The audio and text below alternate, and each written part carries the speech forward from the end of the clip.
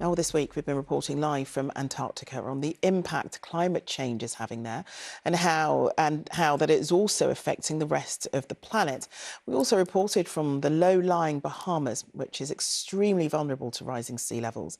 And now the country's Prime Minister, Philip Davis, has told ITV News about his fears for the future. Well, he spoke to our science correspondent, Martin Stew, who's on board the RRS Sir David Attenborough with members of the British Antarctic Survey and joins us now. Martin, Mr. Davis is very worried about this, isn't he?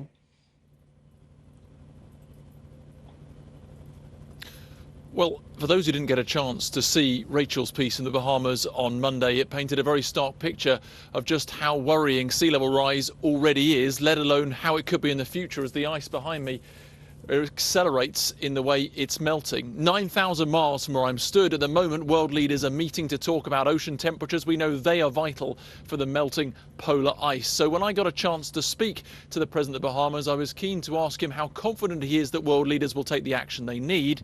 But first I asked him just how worried he is about the future. Terribly concerned. The science, I think, by 2050 or thereabouts, more than 80% of my land mass may be underwater. What would you say to those people out there who are sceptical that human activity is having an impact on climate? I'd just invite them to come and visit the Bahamas. I can show them the impact and the effect of Dorian, Hurricane Dorian, that passed through our islands in 2019. They could come to me, to the island in which I grew up, where there was once a land, in fact, a complete cemetery that has now been swallowed up by the water. This week, world leaders have been meeting in Nice without senior US representation. How confident are you that world leaders will pull together and will make the changes necessary? World leaders would have to come together. You know, and for me, I'm worried because if nothing happens, you know, again, my country, we as Bahamians will be doomed to, to become doomed to a watery grave or become climate refugees. Well, he paints a pretty bleak picture, doesn't he? But do you know what? If you want a vision of how human action can make a change, where I'm stood at the moment on the Sir David Attenborough on the 10th floor, the observation deck is about as good a place as any. A few days ago, when the weather was far less snowy than this, cameraman Mike and I were stood up here looking as we sailed through, and we got a first glimpse of just how wildlife and nature can rebound back and flourish if we, humans, give it a chance. Yes! That is the tale of a humpback. And this is the story of a comeback. Weighing up to 40 tons, these enormous creatures were hunted for their blubber. The Japanese were this year hunting whales for... An estimated 27,000 were killed by whalers in the first half of last century. Since the industry was outlawed, they've been slowly bouncing back. Now they're so plentiful, even the crew of the Sir David Attenborough, armed with just their phones, wow, you can even hear them as well, have been able to get footage which wouldn't look out of place in one of the great man's documentaries. I think on one occasion when we were going through the Lemaire Strait we saw almost 100. It's stunning. You never get to see them that close usually. Numbers are now nearly back to those seen before whaling became big business.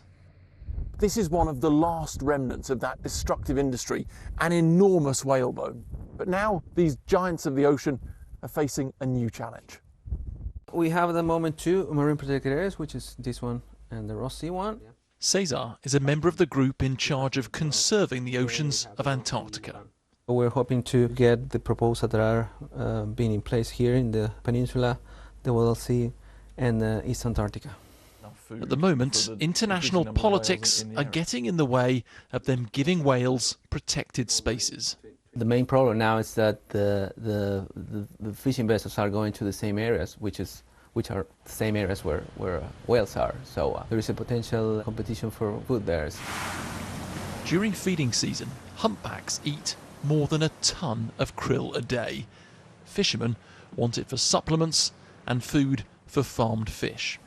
Even if the whales do get fed, British Antarctic Survey scientists have found 60% of the krill contains microplastics from things like fishing nets and clothing. Krill are at the very bottom of the food chain, but they support the entire Antarctic marine food web, so penguins, whales, seals. And we can see from looking at the feces of seals or penguins, for example, that this plastic is being ingested and moved up the food chains.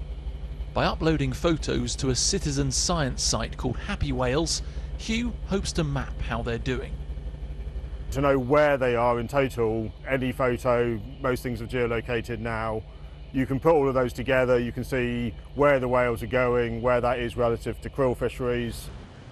The story so far is one of resilience. Despite our best efforts to poach or poison their food, it turns out if we don't kill wildlife, we get to wonder at its beauty. Martin Stew, ITV News, Antarctica.